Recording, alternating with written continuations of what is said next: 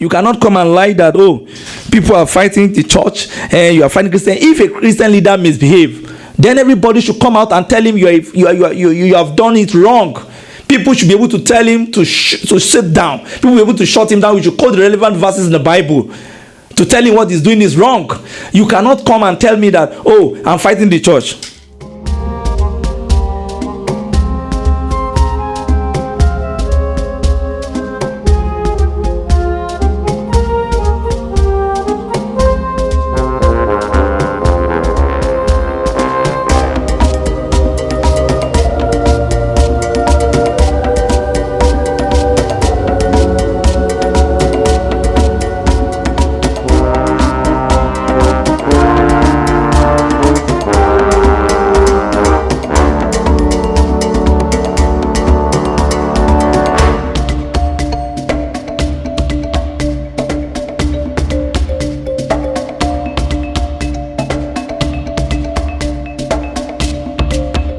Good day, everybody. It's another opportunity to share ideas and share opinion, and also talk about issues as it affects us in this present time, and as it affects the society at large, and to correct some impression and some unripe orientation that is flying around. You will recall that during the weekend, that's just last week, we heard about the police invitation to Timi Dakolo, the musician, over the allegation of his wife, Busola, the celebrity photographer, who alleged that one Pastor Biodun Fatoyinbo of the Commonwealth of Zion Assembly in Abuja raped her some 17, I think, how many years ago? Almost 2 decades ago. And because she was young then, she couldn't reveal, and she has to come out recently to come out plain to say, okay, it was either a rape or a forceful indulgence and all that. Yes, why we have to give a voice to this issue right now is that before Mrs. Dakolo went to the press, we learned that she made a complaint at the police command in Lagos.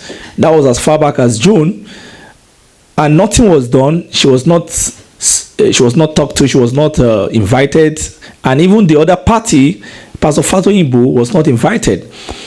Only for the police in Abuja to come in a commando style this weekend to the house of the musician somewhere in Lagos. They came in a tinted tinted glass bus, I think an Hajiya's bus, 18 passenger, and they were brandishing sophisticated weapons, guns, and all that. And it was like a kind of a storm, a psychological breakdown to the artist and his family. And we asked the question that who gave this kind of horrible discretion, who gave a room to this kind of demand, who sent these guys to the house of the artist? If you are inviting somebody for questioning, does it have to do with trying to ridicule or trying to hit or to hurt his feeling or to hit his psychology and all that? Anyway, we are trying to add our voice. Before Timi Dakolo goes to the police, we are coming out to orientate our people.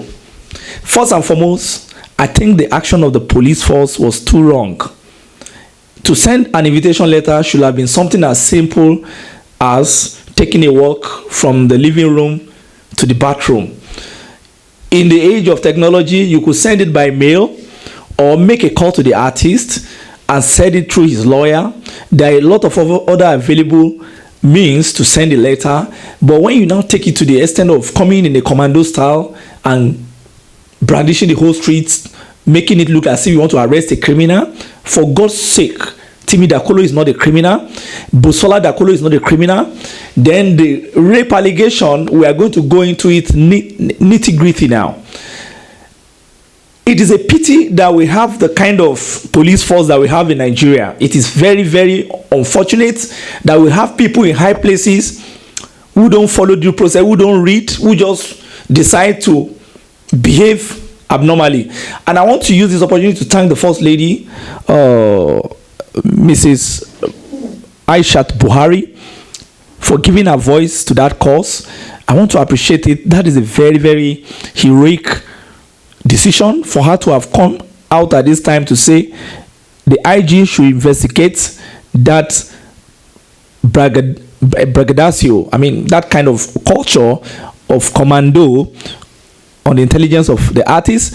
And I want to also I appreciate our very, very great and intelligent, cool, calm, collected police officer and brother, the RRS boss, a DCP Disu of the RRS, who was able to react to the emergency call put to him by some other artists like Rugged Man and Timi Dakolo himself, who cried out his house was being surrounded by strange men. And beyond that, Timi Dakolo has also raised some allegations that since his wife came out to make these allegations, some strange men has been trailing him, and there have been a lot of hoopla around his personality. It's like they're trying to just to jack his psychology and to gag him and make him feel like a jelly. And of course, we've also seen a whole lot of stupid mudslinging in the media. People that are saying that Timi Dakolo did his wedding at COZA, and that COZA, the pastor in COZA, was an influencer in his decision. That even at the time he was a singer in the church, and the young man came out again and said, "No, at no time did I work in COZA, and my wedding was not conducted at COZA." And a young pastor in Lagos, I think one pastor, I don't know his name really, I think BC or something, came out to say, "No, the wedding took place in my church, and I'm aware of the rape allegation." Anyway, let's go back to history. I want to let you know, first and foremost, all of you that are going against this situation, all of you that came out to form an opinion that you are looking for loophole in Busola's allegation, I think it is quite a pity that we have a generation of people who use their thinking faculty in such a funny and interesting manner. First and foremost, an allegation of rape is not something that can be really pinned down, especially in a third world country. It's something that happened on impulse. The victim is not prepared for it, but the purveyor, the harbinger, is prepared. It's a psychological thing, and it's a very instantaneous thing. So, and in a society whereby there is a lot of shame game, blame game, and what can I call it, stigmatization, people don't usually come out. Okay, you are talking about that. There are a lot of other even assaults on the men part. There are even sexual harassment from women to men. If you are to open the Pandora's box, the media space will burst. So that aside, but my own question is this. You are talking about Pastor Biodun Fatoyinbo, a man who has a reputation, who has consistently been in news for such obnoxious acts, for such insidious acts. A man who looks so very handsome, dandy, who always talk about money, talk about wristwatch, talk about expensive things of life. What kind of a Christian is that? I'm going to take us back to history sometime in 2013, because you need to go back to your library. You need to ask question. If Busola Dakolo is coming out to say he did that to me so number of years back, and some other women are coming out to say the same thing, that he did that to them so number of years back, I don't think the police force should be used to gag such a revelation. I don't think a police officer who went to a good school, who is aware of his job, should try to politicize this issue. And I think Nigerian rational-minded people across the world should wake up. We should add our voice. Sometime in September 2013, this a newspaper, CDB edition, volume 33, number 04, whereby the story first broke. Abuja, COZA Church Pastor Biodun Fatoyinbo incest scandal. Abuja, COZA Church Pastor Fatoyinbo incest scandal. And the victim said he lured me into his hotel room and slept with me. Now, that was the story 2013 to this time. That is 2014, 2015, 2016, 2017, 2018, 2019. 6 years ago. This was the allegation of A.C. Walters, a lady who came out for the first time and made the allegation and eventually married a broadcaster. And the marriage is gone to the winds as we speak after 2 kids, maybe because of the issue of confidence, and maybe the husband felt so bad. Okay, now let me read the story. According to Ailsa, this is what she said. She said, now I wanted to take time to read the narration because recently I learned Ailsa came out to say that it was a relationship, it was not a rape. And if the police need to do their thorough job, if Nigerian police need to make us proud, and I'm sure they are always not making us proud anyway, if the Nigerian police need to make us proud, because I'm very happy that we have some brilliant officers there now, but if the Nigerian police will make us proud, they should get A.C. Walter invited to come and tell us more.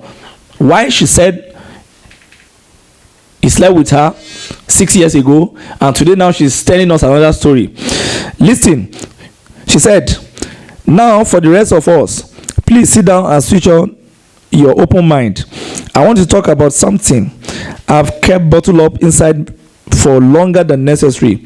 I've also decided to use real names as my defense for any accusation of slander is justification. I tell the truth, the whole truth, and nothing but the truth. However, feel free to throw your doubt around, but know that I am past the shaming game, where victims of abuse are shut down by blame. That is the word of A.C. Walter. She continued, I'm no longer a victim but a survivor who is sharing her experience to help others caught in same web of abuse, guilt, and shame. We only get to live once, right? So here it goes. I recently came to know this event too was abused. Recently here means about 6 months ago. It has literally been eating me up, having to drive by another billboard advertising preachers, or hearing his name, or even trying to ask about the validity of the entire salvation story, and whether or not there is a God that truly watches over his people. That being said, I'm just going to say it as it is. This is a recap of my affair with Pastor Biodun Fatoyinbo of COZA, Commonwealth of Zion Assembly, Abuja chapter. This affair I have to come to know as a form of abuse, as you will see the different elements of abuse very present. Now, Ese is telling us that it's an abuse. It was not a consented alliance. It was not a consensuous relationship. It was a kind of pajawiri, what the Yoruba will call pajawiri. Let me continue. I met Pastor Biodun Fatoyinbo many years ago. I was getting bored of the church I was attending, and someone suggested COZA. At the time, I had never heard about it. My friend said, go there. I'm sure you will enjoy the word. But he also gave me a strong warning. He said he will advise that I remain a member only and not join the workforce. I agreed. The first time I attended COZA, I felt it was my church and decided I was going to stick my ass there. About 11 months had gone by and I was still attending the services quietly and faithfully. I really did like the church. One day, a worker in the church approached me that the senior pastor wanted to see me. That's always the tactic. That's always the strategy. They will spot the person in the crowd and an invitation will be extended to the person. And in most cases, people fall for it. Me? I thought, why will the senior pastor want to see me? Not the second man, but the head nigger in charge. Okay now. I started to think my sin was oozing so bad, the pastor could tell I needed Jesus. Poor old me, in brackets. I saw him at the end of the second service. They had 2 services at the time, and he said to me that he would like me to work with him. I knew I I knew I had no intention of becoming a pastor, so I had to ask, in what capacity, sir? He said he'd like for me to join a department, preferably the pastoral care unit. I think all of you should be very aware of this unit, pastoral care unit. And what does the unit stand for? Iṣẹ́ wo ni unit yẹn ṣe, if I will ask in Yoruba. Now, a few weeks later, against my friend's advice not to join the workforce, I was a PCU member. All of a sudden, I had some status in church. I was somebody, in quotation mark. Dress has to be a point, hair, shoes, and whatnot. As workers, we were literally trying to outshine one another, or so it seemed. Anyway, I felt like I was a privileged member of an elite circle. Hey. It did feel good though, for the most part of the relationship. About a year after joining the workforce, I was on my way to London for a master's degree program that would last 2 years. As was the rule for workers traveling, I wrote to say I will be away for 2 years, and Pastor Biodun Fatoyinbo asked that I keep in touch by sending him my number and email when I had settled in London. So he makes sure I continue in faith. He said he wanted me to do that so that I will continue in faith, in bracket. Because according to him, people lose their faith when they leave home, and he wanted to make sure I didn't. So on that note, as soon as I got a phone line in London, I was sure to call my pastor to say I arrived safely and had settled in, and also gave out my new number to him. We had spoken a few times, especially when COZA started to stream online. I always watch and will give feedback on quality of production and share a little bit on the challenges I face settling in a new land. One evening, Pastor Biodun Fatoyinbo called me that he was coming to London and needed me to help him make some hotel bookings, as a person who was meant to do it couldn't get it done. This was rather strange, as I had never been involved in his travel itinerary before. Later that day, he said it had been sorted out and my help will not be required, but that he would like me to arrange a cab to pick him up from Heathrow. That is Heathrow Airport. I was happy to help my pastor from Nigeria and even saw it as a privilege. I will later come to learn that all of this was a calculated attempt to hatch a plan that I suspect was set in motion when I was asked to join the workforce. That is the pastoral care unit. The cab guy was there to get him the next day, and when he arrived, he called to ask why I didn't accompany the cab to pick him up. The lady didn't even come with the cab, but she arranged the cab. Again, this was strange, but I stopped my mind from over analyzing the situation, as I knew I had no business with him with his visit to London. About 2 hours later, he called me and said he would like to see me. When I arrived at his hotel, I called from the reception, but he asked that I come upstairs. I got to the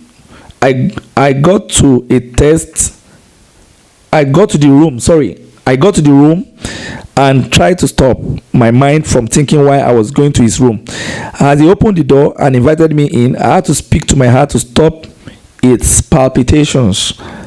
My better judgment asked me not to go into the room, but the kind of reverence I had for Pastor Biodun Fatoyinbo bordered on fear and stepped into that room. He asked, "You care for a drink?" And I said, "No, sir." You don't have to be shy, say, even if it is alcohol, feel free and order what you want. That's the pastor trying to indulge A.C. Walters. I wasn't sure I had my pastor asking me to order for alcohol. I imagined it was a test and ignored the voice inside that was saying, "I do have Henny and Coke, please." He proceeded to ask how I had been coping in London and if I was a committed member of any church. He also said that he thought there was something special about me and wanted me to know that I had not strayed from my faith. I really thought he had heard I was doing something I shouldn't while in London, but tried my best to focus on the conversation. Instead of my strange thoughts, he kept telling me to relax and feel comfortable talking to him.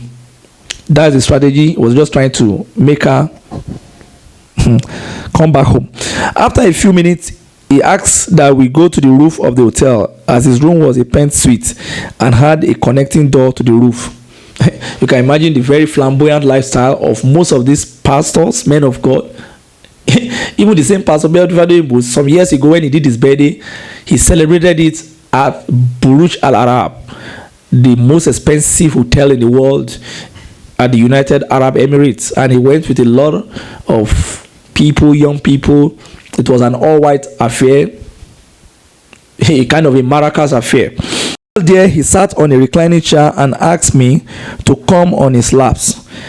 This was a bit awkward for me, and I froze for a moment, and I asked why. He said he had told me to feel free with him and loosen up. I found myself strolling to sit on his lap. At that moment, I felt like a little girl who was experiencing something her mind couldn't fathom. He asked me to kiss him, and all I could think about was seeing him preach on the pulpit back in COZA, Abuja, Nigeria, which was my home church. He again said, feel free, AC, and asked again that I kiss him. A few hours later, let's just say, we were rolling under the sheets. It felt as though my mind had paused. I'm not saying I was jazzed, in bracket, although it's possible I was in some trance-like state and didn't know it, but I just was so afraid that I couldn't say or think otherwise. That was the beginning of this affair, a sexual affair that went on for a little over a week, daily. So she started leaving her school in London to come and service the pastor in his hotel room in the city. I can hear somebody's mind thinking, well, you weren't raped. You can see the rape question again. And I remember a pastor I opened up to when I couldn't take all the mind games, asking if I seduced him. No, I didn't seduce him, and no, I wasn't raped, but I felt trapped in this affair. Come to think of it, how could I have seduced him when I wanted nothing from him? I mean, I was too busy minding my business in London, trying to get through with my master's program, and I was overtly comfortable. And even if I wanted to seduce anyone, it couldn't be a married man, not to mention a married pastor. What I couldn't reconcile the whole time was how the same person who preached against the very thing we were doing, i.e. drinking in pubs, fornicating, committing adultery, was the same person endorsing and encouraging it. At some points, I got really confused about what Pastor Biodun Fatoyinbo and I were doing, that I had to ask how he handles it. I will never forget what he said to me. He said, and I quote him, "I will teach you a level of grace that you don't understand." That is the pastor telling his new catch, I will teach you a level of grace you don't understand. My mind couldn't fathom that somehow grace was enough covering for not just fornication on my part, adultery on his part, and the many lies that were bound to follow what we were doing that was clearly abominable. I somehow dealt with the thoughts and fear that followed on my part. He had said to me that he wanted me to be his girlfriend, and he will take me around the world and spoil me with money and things. Somehow money had never been one of the things that motivated me. I am from a home where all my needs have been adequately met. That is A.C. Walters. In all my badness, in brackets, through finding myself, I never did things I did for money.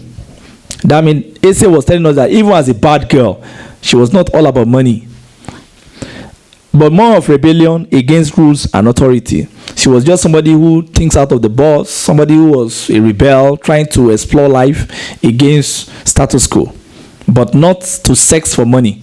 So you could imagine how her mind was riled, or how her mind has been riled towards what she does not believe in. Pastor Biodun Fatoyinbo also said to me that he had a dream where I exposed what was happening to the media.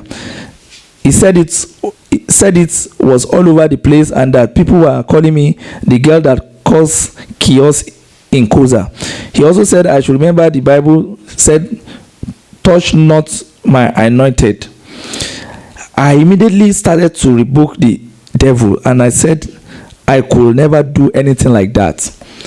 So the pastor imagined that she was going to do it. Maybe somebody told him, or maybe he got a trance, or maybe, God forgive me, maybe his babalawo told him that, oh my Emma 12, because Busola also, that is revealing the case of TB Joshua in synagogue, said there was a time some people came to tell TB Joshua from his town that it is Busola that is going to reveal him at the end, and that was how he started all the manipulations and the manipulative video against her. So we don't know what these pastors do behind, but let's leave everything to God. Enjoy the story. I was almost swearing with my entire family, as I thought really I touched God's anointed by submitting my body to be used. Little did I know at the time that all of these were ways to mess with my mind and even manipulate my thoughts. Fast forward a few months later, I was back in Nigeria and my church had become uncomfortable. Anytime I sat in the church and listened to Pastor Biodun preach, I felt shame. I finally sent him a message saying I wasn't comfortable anymore. I was confused and needed to talk about what had happened.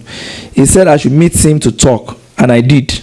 It was really weird meeting for me, especially when he tried to kiss me at our meeting. So when he told her to come to his office in Abuja again, the Yoruba will say, once debe, always debe. He tried again to start kissing her. I finally realized at this point that he couldn't help me. I thought God was angry with me and couldn't pray. So I decided to withdraw completely from COZA. This was the beginning of my mental torture. I couldn't talk to my family because already I was the only one attending a different church, and somehow my mom never liked the idea. As the days went by, I tried to use drinking and smoking to cover up the deep shame and guilt. She was frustrated and her mind was just going banana. I was battling with, but as soon as the high was over, the thoughts came back and I felt stuck, like I couldn't move forward. I felt I had to talk to someone, and I decided to speak to my then good friend, Ernest. But unfortunately for me, Mr. Ernest did not have the capacity to hold what I said to him. He broke down completely the days that followed, and I found myself having to pause how I was feeling. And what I was struggling with to help my friends be strong.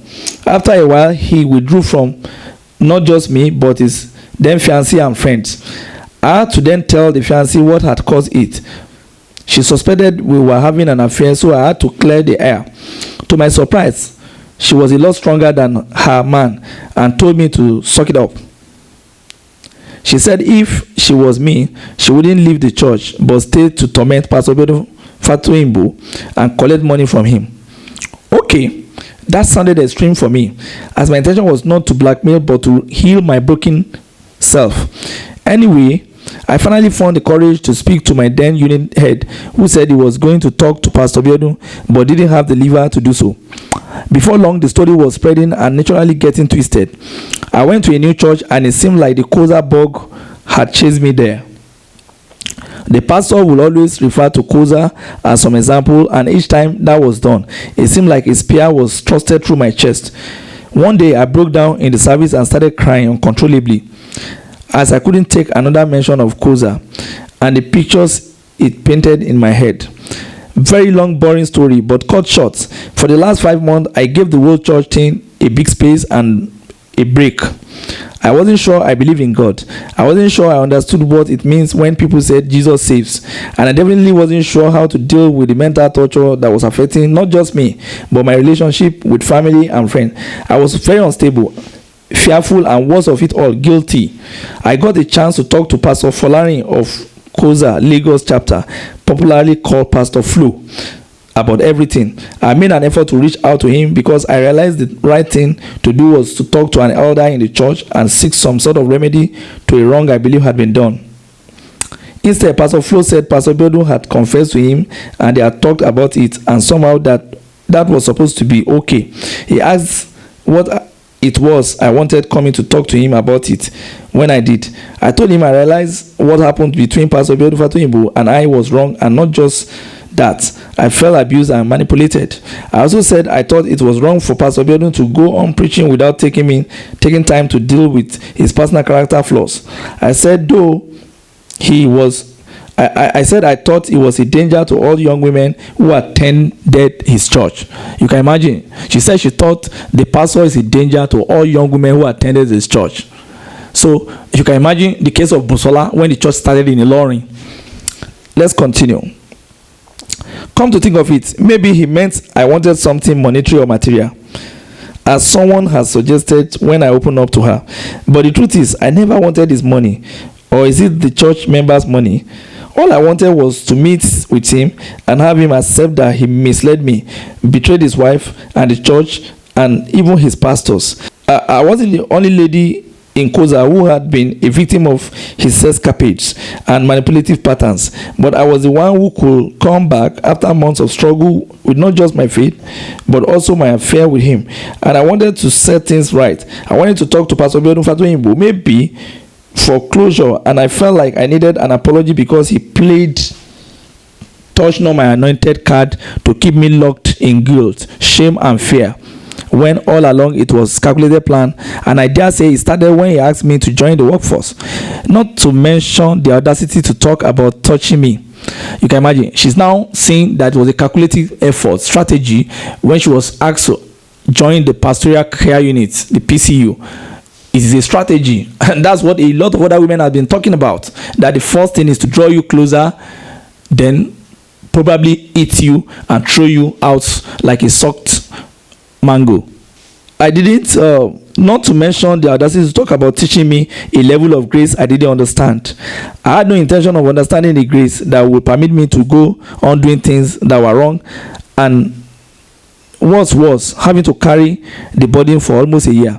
Different surprising advice came up in the weeks that followed the rumor making rounds. I was told to hush because Pastor Biodun Fatoyinbo had been a cultist in the past and could send people to shut me up. All my so-called friends in COZA withdrew from me and treated me like a plague. What was worse was Pastor Biodun finally saw my then pastor to talk about what had happened with Pastor Biodun and lied that it happened once and was a mistake. My question then became, do these people even care how broken I had become? Do they care about the emotional and spiritual welfare of the people they were pastoring? The sad answer was no. Most of us old members of COZA kept living, but they couldn't care less. What was important was to keep growing the church and having more and more cars with stickers that read more than enough. The stickers on the cars, they put it more than enough.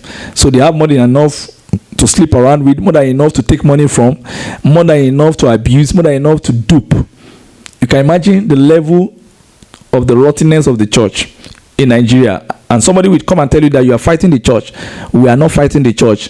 We are fighting the rottenness in the church. We are fighting the pretenders who masquerade as leaders in the church. Back then, I always felt horrible when I saw another car drive past me with the sticker. I was breaking, I was struggling, but no one could help. All they could do was to ask me to hide, so Pastor Biodun don't hurt me. And then the interesting one was if I had evidence to prove my claim. Let me just say here that it isn't a claim, it is a confession to free me from all of the guilt and shame I have had to live with for no reason at all. Now she's talking. She said it was not to prove evidence, but it was just a confession to get off the hook of shame, just like Busola Dakolo is doing right now. She's living in the past, and the past is haunting her, and she cannot handle it because she's not strong. Even the Bible said the women are fragile. So she's trying to handle it, and the only way she can live out of it is to reveal it. That being said, I have evidence to prove that I have evidence to prove what I have said here. Can you imagine? She even said, that's AC Water. Then she said she has evidence to prove what she's talking about. The latest being a 58-minute recording of my meeting with Pastor Flo a few months back. So AC is telling us in this story that she even have a recording of what she said or what went between her and the Lagos COZA leader, that is Pastor Flo. As they talked about Pastor Biodun Fatoyinbo's weakness and escapade, and that she have the evidence. So if the police want to do their job right now, they should invite AC so that there could be a collaborative evidence. You cannot prove a rape case. The only way you can prove rape is when there is collaborative evidence, when people come and people that are not of the same background, they are not of the same ideology, they are not of the same family ties, and they are saying the same thing. So how will the police now start to play a gymnastic political game, a very horrible, fraudulent game? This is my confession, and I cannot begin to describe how much weight has been lifted off my shoulders just pouring the truth out about what went down. So to all my ex-COZA friends gossiping about me, get your fact right. To those who said they do help me deal with the pain but didn't, I forgive you. I've learned how to deal with it, and I am doing just fine. To those who fear for my safety, saying Pastor Biodun will send people to shut me up, I really have gone past fearing for my life. To live is gain, and to die is Christ. Or how does Paul say it again? And to the only person who ever supported me through it all, thank you. I'm learning to be brave. Please don't think I am perfect in all of this, but in line with living my authentic life, I'm putting all forms of abuse behind me. This is where I press the stop button and stop the bleeding. This is where I break the silence and call the church to stand up for what it has been commissioned to do. If you will not enter the kingdom, please don't stop others who are trying to enter. I still remember when I used to nurse the idea of digging up emails, text messages, hotel billings. Once I used my card to pay for his room when his MasterCard failed to work to prove there was an affair. It was pathetic. Why, for the love of heaven, was I trying to dig up evidence? I'm satisfied setting the record straight. I'm ready for any shaming or bashing that will follow, because the truth is because of what I have suffered and come through in my life. I'm really not moved by what people say or think about me anymore. I'm a stronger woman and a damn abuse survivor seeking to connect with other victims of abuse to show them how to deal with the shame, hurt, and guilt, and how to come out stronger, turning their mess into their message. I am A.C. Walter, and I have gone through all forms of abuse from family, boyfriends, my ex-pastor, and some strangers, not to break me, but so I stand and I qualify to help victims. My scares have qualified me, and when all is said and done, I will still be standing. I am a woman. I bend. I don't break. Cheers to the freaking listeners of freaking weekend. Now, this is the accounts of A.C. Walter in 2013.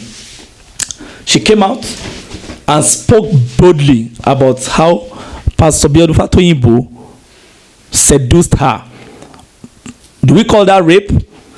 She said it is not a rape, but we can call it an accidental rape, or is what can we call impulse rape, or something like that. And she said she has some evidence to back it up. So the police are now sending security experts to Timi Dakolo to wound him, to break him, to make him look like the accused, to make him look like Satan, to make him look like the idiots.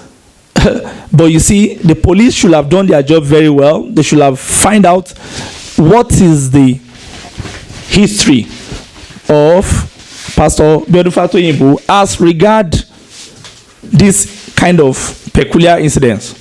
What is his history?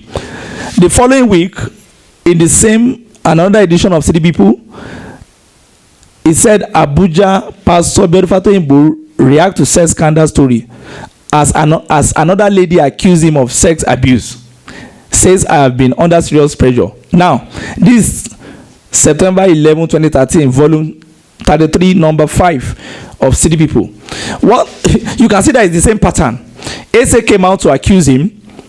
Then another woman came out. So that means there have been a whole lot of potpourri of bottled up emotion.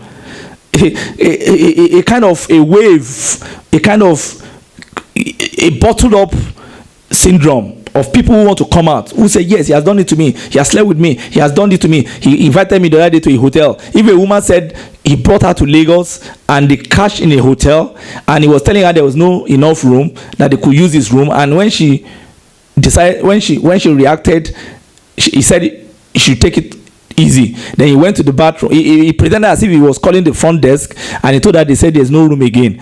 Then when he went to the bathroom to bath, she called the same front desk, and the receptionist told her there is enough room, only for him to come out of the bathroom, and was trying to accordingly allegedly seduce her, and she decided to use her phone on him, took his picture. That was how she got another room, and the next day she flew back to Abuja and she didn't come to the church again.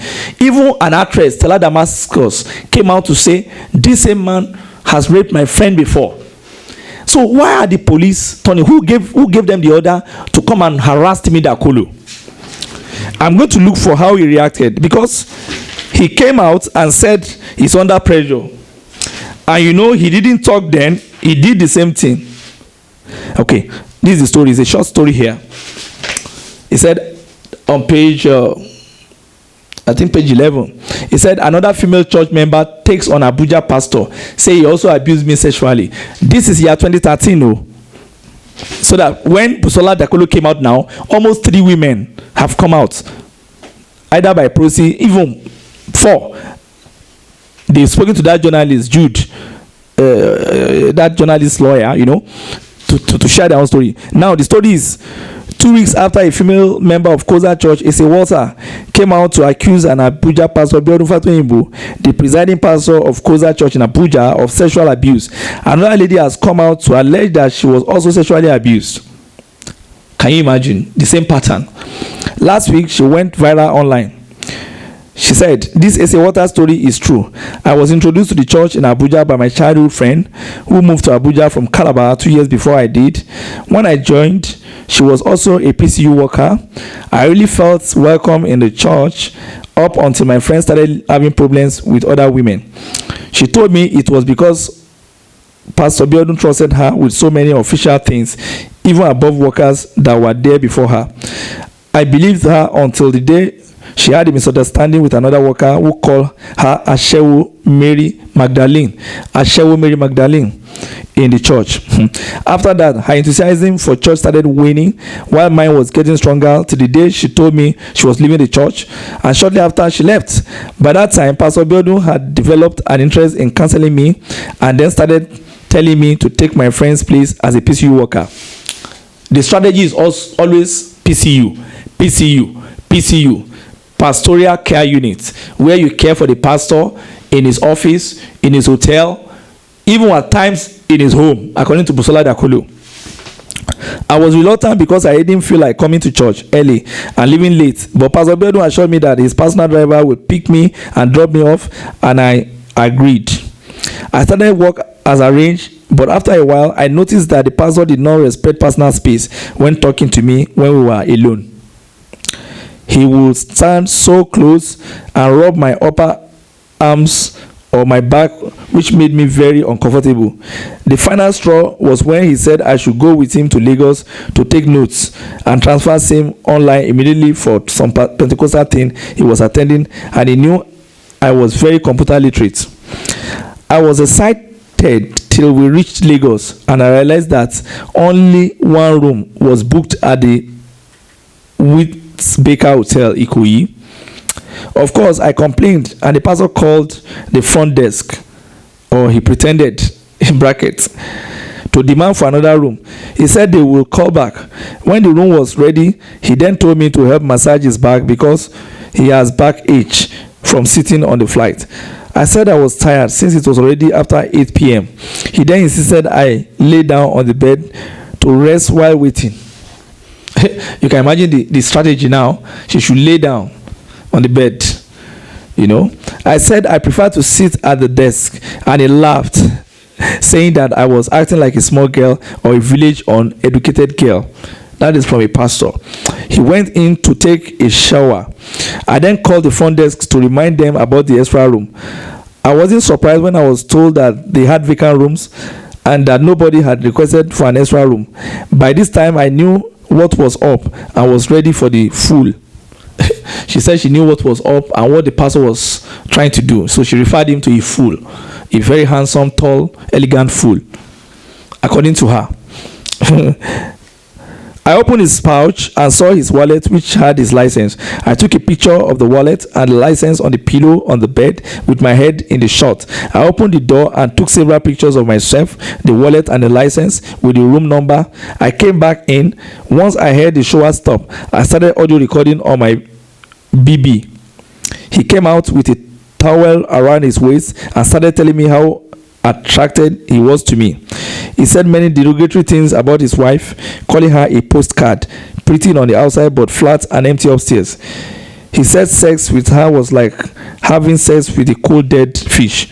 He tried to kiss me and I stood up, picked up my traveling bag, moved to the door, opened it and quickly took a picture of him standing with a towel around him. He started begging. I called him all sorts of names and he said he gives me money for a separate room or I will scream rape. You can see the strategy now. To cut a long story short, he asked me to shut the door. I refused. He brought out 2 bundles of 1,000 naira notes and asked me to tell it before he gives me the money. I told him he was not in a position to negotiate with me. I got the money, left the randy goat with a deflated erection and checked into another room. She said she took the money from him forcefully and left the randy goat with a deflated erection. You know, deflated erection is as good as deflated ego as well. First thing, the next morning, I left for Abuja. By the way, remember my childhood friend that introduced me to COZA? I narrated my experience to her and she confessed that she was sleeping with Biodun for over a year, even on his marital bed when his wife traveled. Oga Pastor, try and deny my story publicly and see American wonder. I still have the pictures and our conversation on tape. Thank God for technology. That is the narration. That is the narration of the other woman. And from the story, the only thing the pastor could say then is that the Holy Spirit said he should not answer. You know, they are always they lie on the Holy Spirit with one tongue. Now, with all these evidences, with these stories, these are 6-year-old stories that were well read in those days, that were well circulated on the social media. But because of the kind of country we live in, nobody tried to look out for the real side of the story. Nobody goes around to investigate. Nobody calls people to question. But for the first time, Mrs. Hajiya Aishat Buhari is saying that the IG should get Pastor Biodun arrested, should ask him, either arrest him or invite him. But because the First Lady is talking, then the First Lady of Ekiti State, Her Excellency Erelu Bisi Fayemi, thank you so much for your own effort too. She also revealed her own near rape case, how somebody was sacked by her parent because the person did some funny things to her. And she also joined the crusade. But now some people are trying to use money to turn around the whole event, to harass the young man, to break him psychologically, and to make him look like he's a manipulator or a thief or a rogue. But the person you are trying to save, even the person you want to fight for, he has a history. Does he have any integrity? It's like the woman that is coming out to talk about the Pastor Timi Joshua saga. I have nothing against Pastor Timi Joshua. All what the woman is talking about him remains in the realm of allegations. But does he have any integrity? You are building a house in your church, a big structure, and people who are living under it, you are still putting mold on the other one until it collapsed and killed a lot of people, including foreigners. And Lagos State government came out and said, we didn't give him authority to build a hotel there. There was no building permit. Governor Fashola came out. So where is the integrity? Why can't people just sit down and think deep? Why do we have a cream of fish brain Nigerians who just think the other side and will not look at it? Let me tell you, nobody can fight the church. I repeat, I've told you this in a broadcast before. Nobody can fight the church. Nobody can fight the church. Anybody that tries to fight the church will fight himself and will be dealt with. But we can fight the ills in the church. We can fight fraudulent, handsome-looking pastors. We can tell them their game is up. We can fight ritualists who have come to abuse the Christianity. Let me tell you, it started all many years ago during the first Reformation. This is the second Reformation, and it is coming at this right time, and God authored it. The first Reformation came, it started in Europe, and a lot of people knew about it. It started in the church. When God is ready to clean his church, that is what happened. You cannot fight, you cannot stop God's work. You cannot come and lie that, oh, people are fighting the church and you are fighting Christian. If a Christian leader misbehave, then everybody should come out and tell him you have done it wrong. People should be able to tell him to sit down. People will be able to shut him down. We should quote the relevant verses in the Bible to tell him what he's doing is wrong. You cannot come and tell me that, oh, I'm fighting the church. So you cannot say that the church is being abused.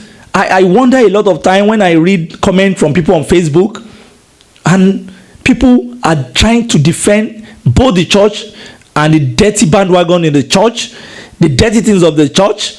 Till today, we still have great churches who are standing by the values of real Christianity, who are living the ethics of Christ. We have great churches like the Gospel Faith Mission Government. We have great churches like Deeper Life. We have great churches like the Apostolic Church. We have the Baptist Church.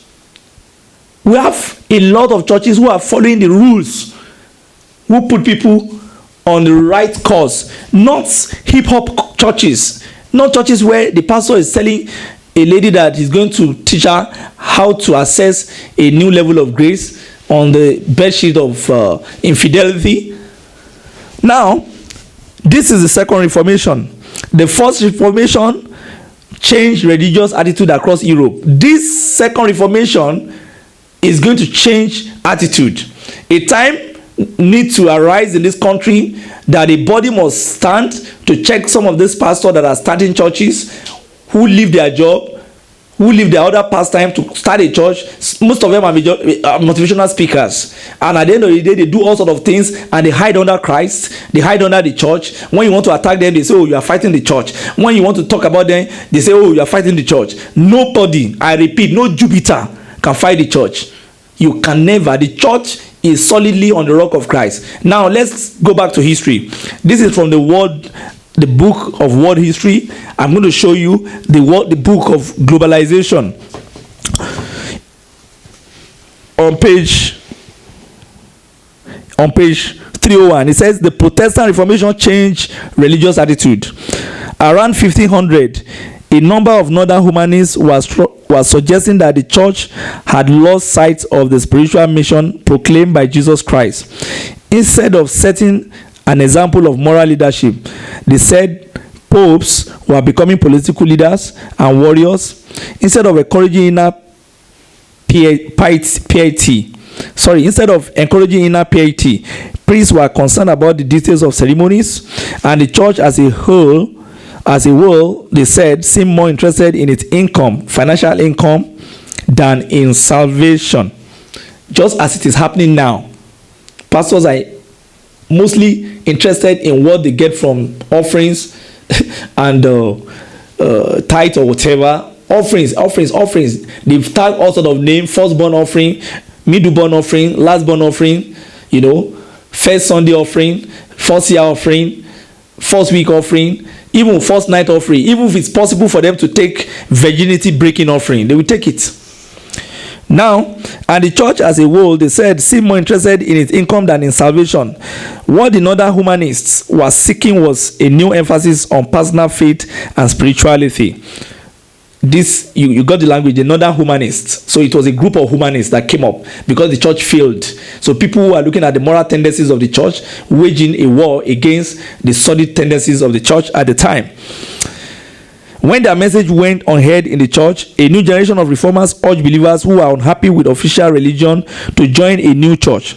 This religious revolution, which split the church in Western Europe, is called the Reformation. Origins of the Reformation. The first outbreak with the Church of Rome came in Germany. Unlike some nations at the time, Germany was a country without a strong central government. Because it did not have a powerful monarch, Germany could not easily resist demand for money that came from the Pope. At the same time, the ruler of Germany, the Holy Roman Emperor, was also too weak to control independent ideas about religion that were expressed in local areas within Germany. There was a common problem. There was no political leadership. So it was the Roman Emperor was the leader across some of the European countries at the time. So because there was no political resistance, the Roman emperor lord it over everybody, bring all sorts of money. Churches were being charged exorbitant money for mundane things and all that. But the same lapses encourage the humanists to start their own crusade and start their own battle against the church. Now, what happened? For both this reason, the weakness against the Pope and the instability to stop new ideas, the political situation of the time helped give the Reformation its start. In 1514, Pope Leo X started a campaign to rebuild St. Peter's Church in Rome. He thought of Germany as the best place to raise the fund. One of his representatives, a monk named Johann Tetzel, was in charge of finding funds in northern Germany using a technique that has become accepted in the church. Tetzel asked people to pay indulgences. That is indulgences. So what is indulgence? An indulgence was a pardon given in return for repentance. You can see the way they went. It was supposed to guarantee sinners that they could reduce the time their souls spent in punishment in purgatory. Indulgences had originally been a reward for exceptional pious deed, such as helping a poor person to go on a crusade and all that. By 1500, they were simply being sold and had often become a means to raise money. You can see the way Mammon has always come into the church in different forms. Until today, it's still coming into the church through sex, free offering, gift, and all sorts of mundane things. Now, the misuse of indulgences appalled people like the northern humanists who wanted the church to become more spiritual. The concern was especially strong in Germany, where the sellers of indulgence were given great freedom of movement by the political authorities. One unhappy observer, Martin Luther, protested Tetzel's behavior in 1517. The lack of a strong central government in Germany, so beneficial to the popes, also helped Luther. He remained free to develop his protest into a major movement of religious change with little interference from political authorities. Martin Luther protest. Martin Luther was born in 1483. He was the son of a miner. As a young man, he considered himself a terrible sinner and was desperately worried about the salvation of his soul. He was so distressed that he gave up studying to become a lawyer in order to enter a monastery and spend his whole life in search of salvation. Like every Christian is searching for salvation now, but when you go to church now, they charm you with building projects, they charm you with raising the household of the pastor, they charm you with raising the family of the pastor, they charm you with buying the books produced by the pastor, they charm you by producing or to patronizing strictly businesses of the pastor, and they even charm you to pay overhead, over heart, over leg, over hand for the educational facilities of the pastor. The trouble he found was that he gained no comfort from the church method for overcoming sin. He did all things he was required to do, including making a trip to holy places in Rome. However, nothing relieved his feeling that his soul was damned. The ceremonies and the good deeds simply did not help. One evening, while Luther was studying the Bible, a flash of understanding came upon him that he later described as the opening of the doors into paradise. What he suddenly understood was that all the ceremonies and deeds made no difference in saving a sinner. The only thing that counted, Luther believed, was an inner faith in God. There was no reason God should allow sinful people into heaven. Nothing they did helped their cause. In some mysterious way, God decided that some people, after all, would be forgiven, as long as you did not rely on your own actions, but believed God will save you. Then you could be one of those to whom salvation was granted. This insight was the heart of the new belief Luther developed, beliefs that were later known as Lutheranism. Such a simple path to salvation was available to all worshippers.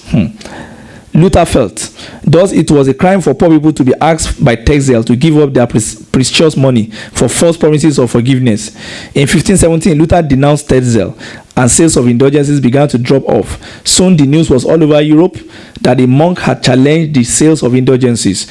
Luther had no wish to break with the church. Take note, Luther had no wish to break with the church. He wasn't an antichrist. Like most of the idiots on Facebook, we term some of us. They say, you're an antichrist, you are fighting the church. Some of you have problem, you have fish head, and you should go and correct your fish head.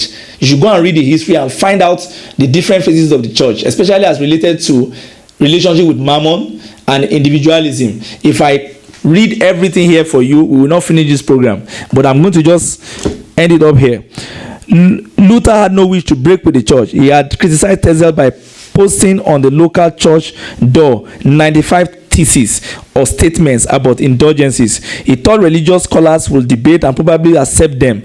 However, because his ideas challenged church practices, Elizabeth denounced him. Just like they are denouncing Daddy Freeze now, they are denouncing Dr. Sunday Adelaja in Ukraine, and they are denouncing some other viable voices, even Prophet Marcus Tibetan, and some other people that are talking against some of these horrible misdeeds in the church. Now, as he found his ideas being rejected, Luther developed new positions that further challenged church authority. Well, by 1520, Luther had worked out his ideas to the point that he could say that many church doctrines was wrong. The sole authority, he said, was the Bible.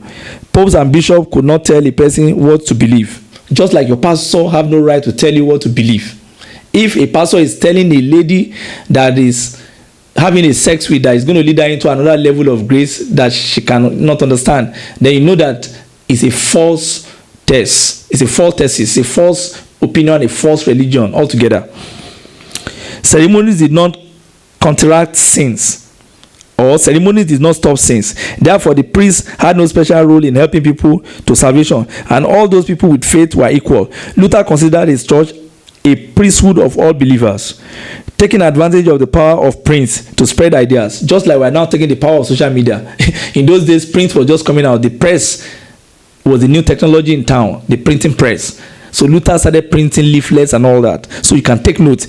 Taking advantage of the power of print to spread the ideas, Luther publishes 3 books in 1520 that put forward his position. In these books, he outlined his doctrines, attacked the Pope, and called on all Germans to support his views.